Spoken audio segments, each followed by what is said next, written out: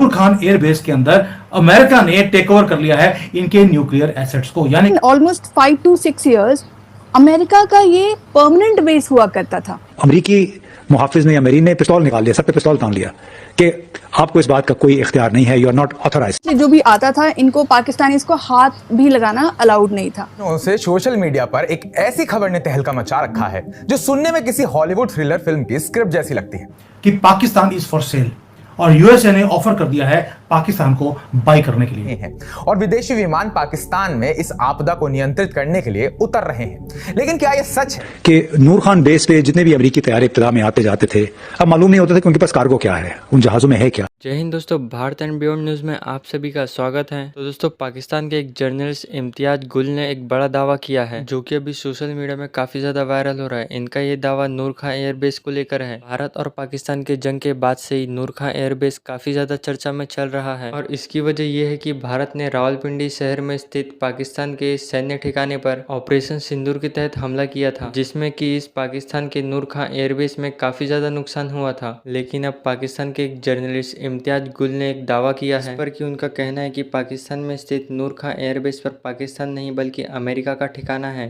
और अमेरिका का यहाँ पर कुछ इस तरीके से राज चलता है कि पाकिस्तानी सेना अधिकारी भी यहाँ पर कुछ नहीं कर सकते। मतलब कि पाकिस्तान के अंदर होने के बावजूद भी पाकिस्तान के सेना अधिकारियों का यहाँ पर कोई भी राज नहीं चलता। वैसे तो पाकिस्तानी आवाम और वहाँ के सेना अधिकारी इतनी बड़ी बड़ी बातें करते हैं, लेकिन जब इनके खुद के ही देश के अंदर इनकी कोई इज्जत नहीं है तो बाहर के देश वाले इनकी क्या ही इज्जत करेंगे। इम्तियाज गुल के इस दावे में उन्होंने ये भी कहा है कि अमेरिका विमान को बार बार नूर खान एयरबेस पर देखा गया है, लेकिन उनके कार्गोस के बारे में उन्हें कोई भी जानकारी नहीं है। मतलब कि पाकिस्तानी सेना अधिकारियों को ये जानने की कोई भी हक नहीं कि अमेरिका से आ रहे इन कार्गो में क्या लाया जा रहा है या फिर लेकर जाया जा रहा है। बाकी दोस्तों, इस पर आपका क्या सोचना है? क्या अमेरिका ने सच में पाकिस्तान के इस नूर खान एयरबेस पर अपना कब्जा कर रखा है? और अगर कर रखा है तो अमेरिका का पाकिस्तान में जाकर इस तरीके से अपना ठिकाना बनाने का क्या कारण हो सकता है? आप इस पर अपनी राय कमेंट में ज़रूर से बताइएगा और वीडियो अच्छा लगे तो वीडियो को लाइक और चैनल को सब्सक्राइब करना भी मत भूलिएगा।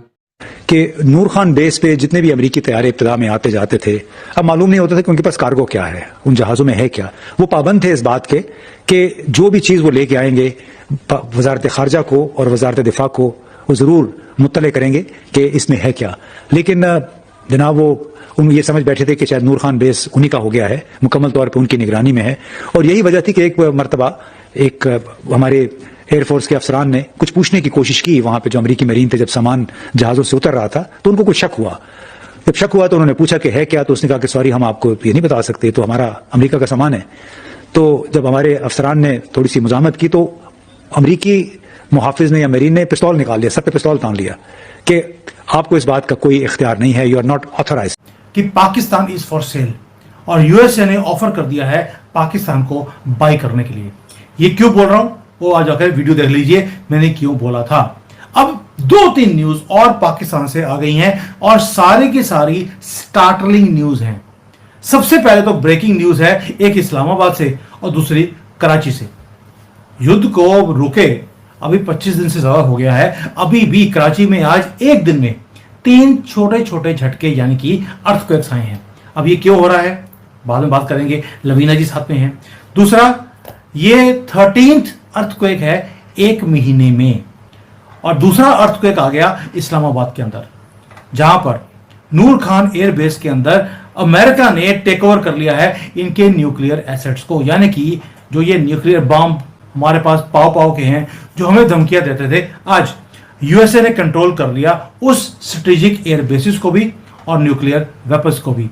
अब इसका हमारे लिए मीनिंग क्या है? भारत के लिए खतरा है या अच्छी बात है? दुनिया के लिए is it more safer now? ये सारा जो है कॉन्स्पिरेसी थ्योरी नहीं है, अब ये काउंटडाउन आ गया है, darker days for Pakistan in the future. But ये डीप स्टेट है, कुछ भी कर सकता है। इसके ऊपर डिटेल में बात करेंगे लवीना जी के साथ। लवीना जी, जो नूर खान के ऊपर जो इतना बड़ा घमासान हो गया है कि अमेरिकन सोल्जर्स वहां पे पाए गए हैं and they are not allowing Pakistan की एयरफोर्स के लोग भी नूर खान में बिना अमेरिका से वीजा लिए वो अपने ही कंट्री में एंटर नहीं कर सकते। That is a very interesting confession by an air force officer. और जो जहाँ तक मैं समझ रही हूँ ये एक पुराना इंसिडेंट है जहाँ पे इन लोगों ने इनको बोला था कि हम लोग कुछ भी ला सकते, क्योंकि मैं आपको बताती हूँ 2001 से तकरीबन ऑलमोस्ट 5 to 6 years अमेरिका का ये परमानेंट बेस हुआ करता था।